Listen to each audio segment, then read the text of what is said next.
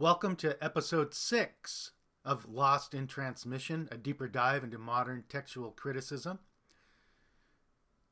In the last episode, we had done a survey of the history of New Testament textual criticism, beginning with early church fathers through the 19th century. And so we stopped after von Tischendorf, and we are going to begin with the watershed figures of Westcott and Hort, who began a new epoch in the history of textual criticism. Westcott and Hort heavily depended upon text types, in particular the Codex Vaticanus and the Codex Sinaiticus. They relied heavily on those editions, considered them to be the oldest. For example, Bruce Metzger supports Westcott and Hort by saying the general validity of their critical principles and procedures is widely acknowledged by scholars today.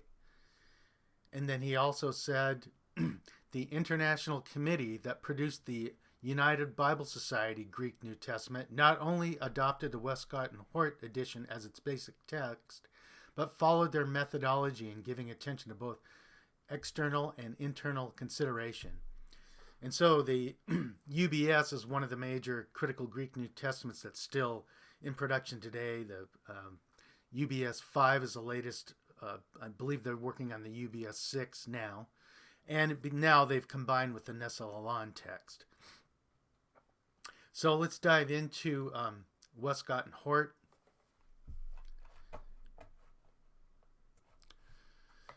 Brooke F. Westcott and Fenton J. A. Hort. In the latter 19th century, two Cambridge University scholars, Brooke F. Westcott, 1825 to 1901, Regius Professor of Divinity at Cambridge and later Bishop of Durham, and Fenton J. A. Hort, 1828 to 1892, Hulsian Professor of Divinity at Cambridge, gained renown for their studies of New Testament manuscripts and the publication of their critical edition of the New Testament. So let me stop right there. In episode 1, I'd mentioned that Westcott and Hort produced the first critical edition. I mean, that's really not true. We see that the critical editions are being formed all throughout history, but this is sort of it marks a new era in textual criticism where people start really recognizing that this is the critical edition versus the received text. It's set up this real strong dichotomy gets set up at this time. There's a lot of controversy that came about with, especially as the translations started to come out around the turn of the 20th century, beginning with the Revised Version in England, which was the first revision of the King James, and that began in the late 19th century. And then in America, the American Standard Version in 1903 began work. And so it's caused a lot of controversy as now it's getting into the hands of people, in the church people, lay people that are reading their translations with the implications of these new underlying critical Greek New Testaments. Back to our reading here. In 1881, after 28 years of work, Westcott and Hort published the text of the Greek New Testament with an introduction and appendices titled The New Testament in the Original Greek. Not being interested in simply supplying a textual apparatus with all the variant readings, they refined and applied textual principles from earlier scholars to determine what they believed to be the original Greek text. As Epp explains, the very title of their work, The New Testament in the Original Greek, shows that their goal was far more ambitious than those of Bentley or Lockman, who wanted to establish the 3rd or 4th century texts, respectively. For Westcott and Hort sought and claimed to be reproducing the original text itself. That is ambitious. This was indeed an ambitious goal, but Westcott and Hort took advantage of the versions and New Testament quotations in ancient authors and the church fathers to formulate their text. Manuscripts were divided into 4 text types: Syrian, Western, Alexandrian, and Neutral. And I'll stop right there. It's the Codex Vaticanus and Codex Sinaiticus fall within the Alexandrian text type. The neutral text was represented by the 4th century uncials, namely Codex Vaticanus and Codex Sinaiticus, but could also be traced back further into the mid-2nd century AD. They believed the neutral text type to be closer to the original Greek text than any other 3 text types.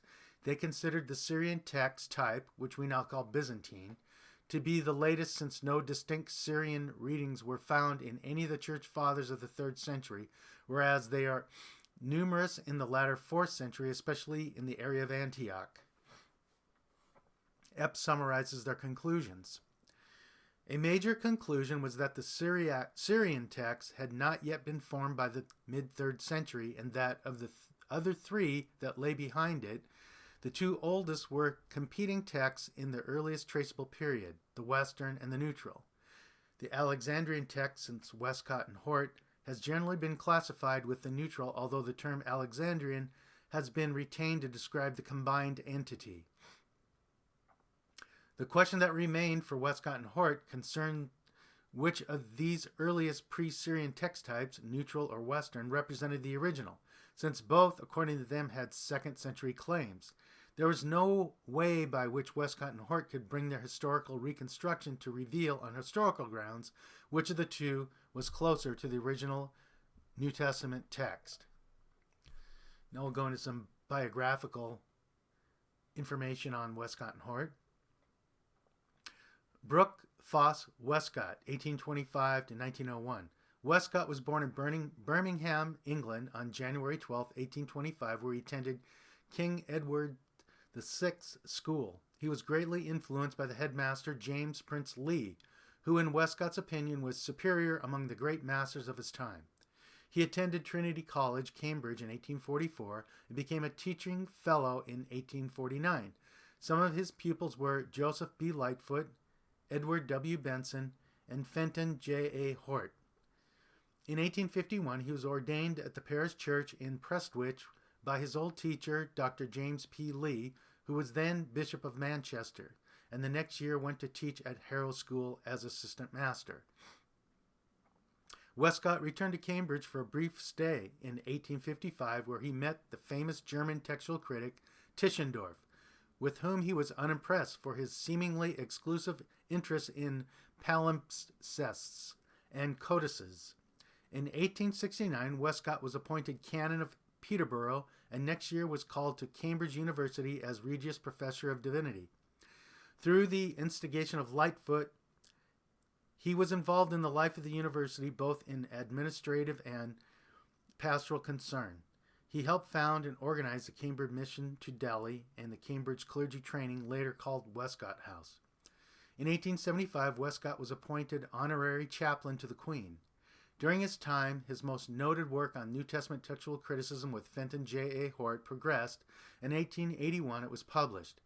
In 1890, at the age of 66, he was appointed to succeed Lightfoot as Bishop of Durham, where he showed a deep concern for ordination candidates at Auckland Castle and for the social and industrial problems in his diocese.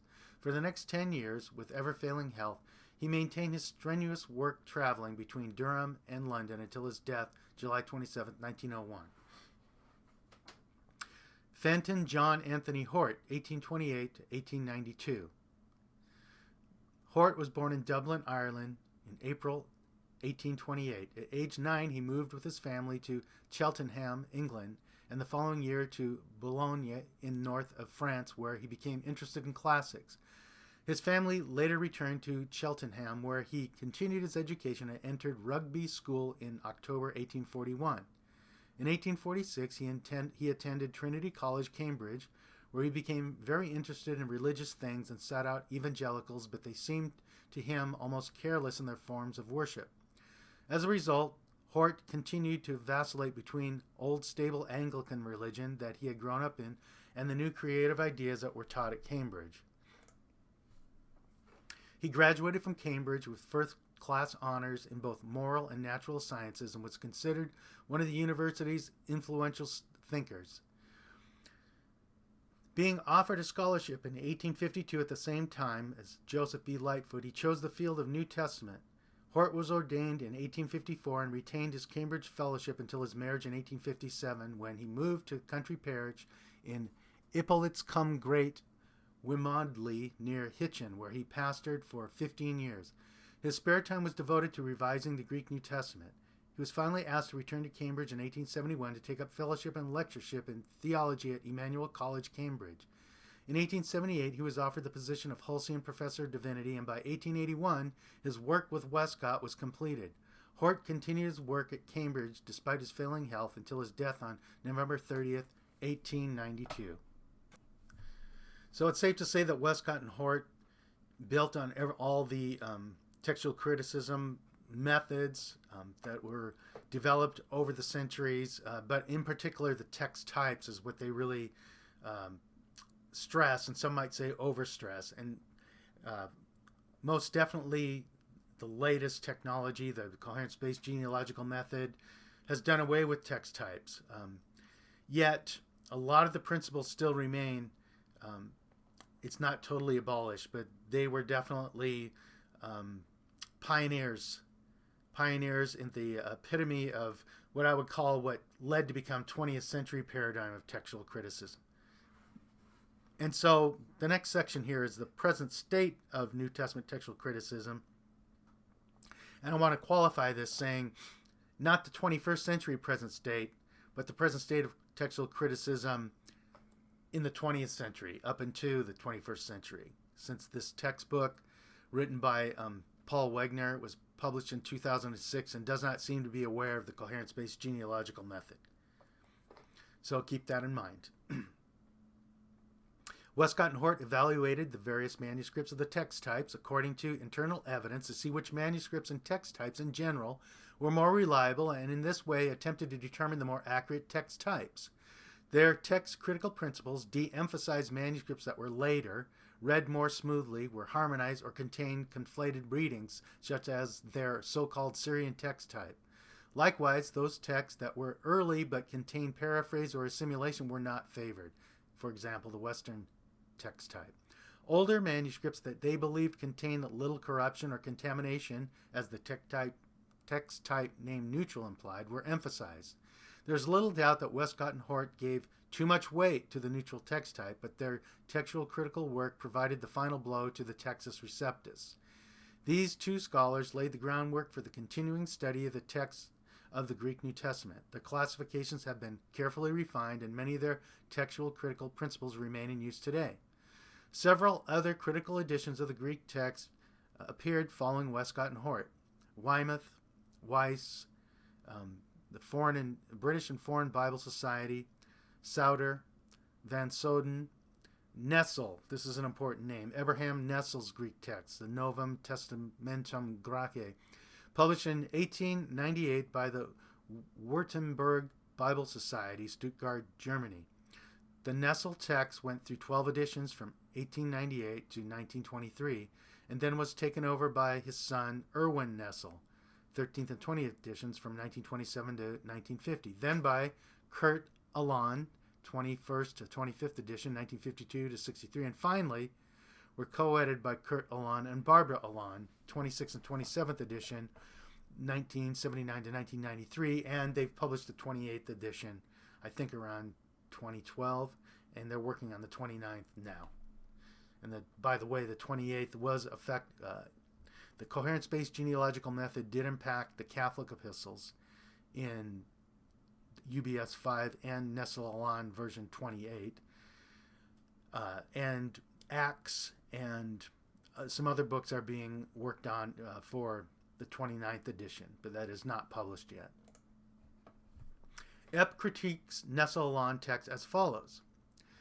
As everyone knows, Nessel's edition from its beginning and for many years to follow was based simply on a majority vote among the texts in the editions of Tischendorf, Westcott and Hort, Weymouth, and later Weiss, and that is, Nessel chose among competing readings by selecting the one supported by two of these three editions. Nessel's edition put forth no other principles for determining the text and certainly offered no theory on the text, both which are prominent features of the editions like those of Tischendorf and Westcott and Hort. Furthermore, Nessel edition paid relatively little attention to manuscripts, as Aland's admit. It comes as a surprise, therefore, to discover they call the Nestle edition a breakthrough which represents the conclusive battle against Textus Receptus. Epp goes on to say, it might be granted them that the Nestle text has been the dominant edition in terms of practical use down for the years, but it is difficult to see how it has been a major force at the theoretical level in our discipline, and to that extent their portrayal supports our characterization of their volume as a revisionist history of New Testament textual criticism. In 1955, the American Bible Society, under the initiative of Eugene A. Nida, called together an international group of scholars to prepare a Greek New Testament that could be used by hundreds of Bible translation committees to revise existing Bible translations or make entirely new translations. Many missionaries working all over the world to translate the New Testament into modern languages needed an accurate and easy-to-use text of the Greek New Testament. The international team of scholars formed the editorial committee of this new Greek text, and they were Matthew Black of St. Andrews, Scotland, Bruce Metzger of Princeton, Alan Wickgren of Chicago, Kurt Alon of Munster, Westphalia, Germany, and this was the beginning of the United Bible Society, Greek text called the Greek New Testament. At the same time, Kurt Alon was working on a new edition of the Nestle Greek text that became known as the Nestle Alon Greek text. So let's stop right here. So the Nestle Alon and the UBS were separate texts for a while. And they've since joined. I'm not sure when they joined. We'll probably find out here in a minute. Today, two different critical Greek texts are in the use, namely the Greek New Testament, 4th edition, that's UBS, and the Nestle Alon Novum Testamentum Graece, 27th. Okay, so let's stop right here. So this textbook is not up to date. Today, meaning in the 1990s. Starting with UBS 5 then and Nestle Alon 28, the two texts merged, and the same board collated the text, made all the decisions about the variant. So now those two have joined, even though they still produce separate books. The UBS 5 is a little bit easier for a student. The Nestle Alon has more variants and a little bit more technical. So they still publish, the apparatus is a little bit different, but the text is the same now. So I'm going to skip this paragraph because it's obsolete. Several ongoing issues are debated among New Testament textual critics. Text types. Most scholars subscribe to the principle that quality is more important than quantity. Textual evidence must be weighed and not merely counted, and that manuscripts must be evaluated to accuracy and grouped according to textual families so that they can be reasonably weighed. There's much less agreement, however, when it comes to determining text types or groupings.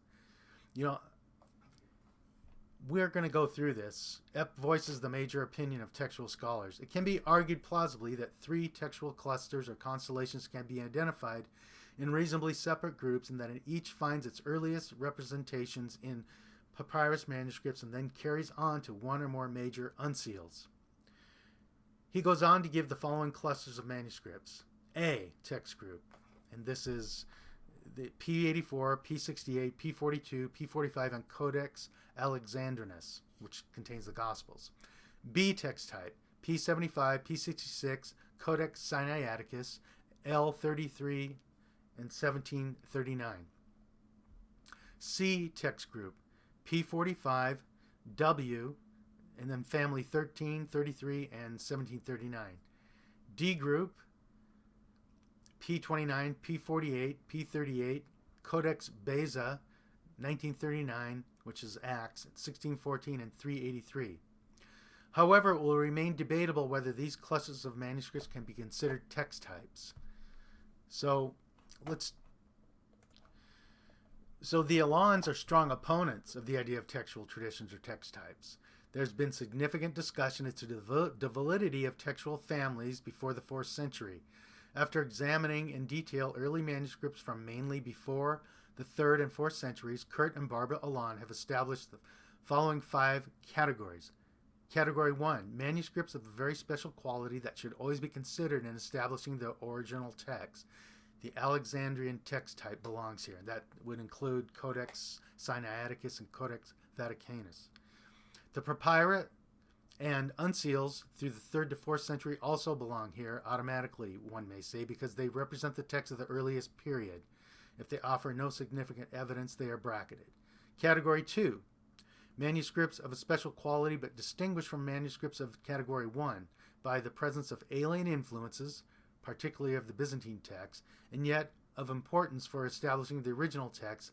For example, the Egyptian text belongs here. Let me stop here. They are the Alans are claiming that the Byzantine text is a alien influence, yet, at least so far, the coherence-based genealogical method, at least in the Catholic epistles and in Acts, is being vindicated. So that's something to keep in mind. So we're learning about what they thought in the 20th century, and we're going to keep this, and then when we dive into the coherence-based genealogical method in the 21st paradigm, we'll see which of these ideologies or methods start to drop off and replace with newer advanced ways of thinking. We'll continue. Category 3, manuscripts of distinctive character with independent type, usually important for establishing the original text, but particularly important for the history of the text. Category 4, manuscripts of the Western text. Category 5, manuscripts with a purely predominant Byzantine text. The Alans then categorize all the manuscripts according to the following notations. 1. Agreements with the Byzantine text. 1-2, agreements with the Byzantine text where it has the same reading as the original text. 2, agreements with the original text. S, independent or distinctive readings, i.e. special readings, sonder lesartan. This is where the Alans' research displays a measure of circular reasoning. For the original text is thought to be the Nestle-Aland's text, though not everyone would agree that it contains the most original readings in every instance. As Epp notes, there is a certain measure of question-begging or circularity of argument in this schema when, for example, a manuscript is placed into Category 1 on the basis of its incident of agreement with the original, but when, at the same time, manuscript in Category 1 constitute those which possess a very special quality which should always be considered in establishing the original text. In addition, there is a fair measure of prejudgment or arbitrariness if, for example, numerous manuscripts are automatically included in Category 1 merely because of their age, and another manuscript, P74, is included in the same category despite its age. Criteria for evaluating readings. There is a significant disagreement concerning the weight to be given various canons or criteria when determining textual critical issues. This debate has occurred at 2 levels. 1, regarding the specific criteria used when determining a specific reading, and 2, how much weight to give internal and external evidence. This latter issue has been so hotly debated that 3 basic methods of criticism have emerged: historical documentary, rigorous eclecticism, reasoned eclecticism, and Byzantine priority. I consider the balanced approach of reasoned eclectic method to be preferred for resolving text critical issues. However, the historical documentary method, emphasizing external evidence, and the rigorous eclectic method, emphasizing internal evidence, provide a healthy counterbalance and still should be taken into account. So I want to end this video by referring to the textual commentary in the New Testament edited by Bruce Metzger, which is sort of the rationale for how they made changes all during the 20th century. And this is for the United Bible Society version 5 and the Nestle-Aland version 28, I guess. Or no, it might be version 4 and UBS 24. So we'll just read. Here's how they look at things, and these are the explanations. So and there's a lot of these types of rationales, and we might go into it deeper later, but I want to end this video with just an example since we went through the Westcott and Hort influenced heuristic for resolving variants and for collating the New Testament. And so let's listen to the board of New Testament scholars reason their way through a variant. So there's one here in Ephesians 1:1. And it's in brackets is this term in Epheso, in Ephesus. The words in Epheso are absent from several important witnesses. P46, I think this Aleph is Codex Vaticanus. B is Codex. No, that one's Codex Vaticanus. This is Codex Sinaiticus, 424 and 1739, as well as from manuscripts mentioned by Basil and the text used by Origen. Certain internal features of the letter, as well as Marcion's designation of the epistle to the Laodiceans, and the absence in Tertullian and Ephraim of an explicit quotation of the words "en Epheso," have led many commentators to suggest that the letter was intended as an encyclical, copies being sent to various churches, of which that at Ephesus was chief. Since the letter had been traditionally known as "to the Ephesians," and since all witnesses except those mentioned above include the words "in Epheso," the committee decided to retain them, but enclose them within square brackets. So they doubt that they really belong, but there's kind of the committee respects kind of a history or respects a tradition, but they'll put it in brackets and let you know that, there's only a C means that they had difficulty in deciding which variant to place in the text. That's what the C means. So they had difficulty with it. So they just put it in brackets. Okay, so we're up against our 30-minute limit. So that concludes this episode. And thanks for your attention, and see you in the next episode.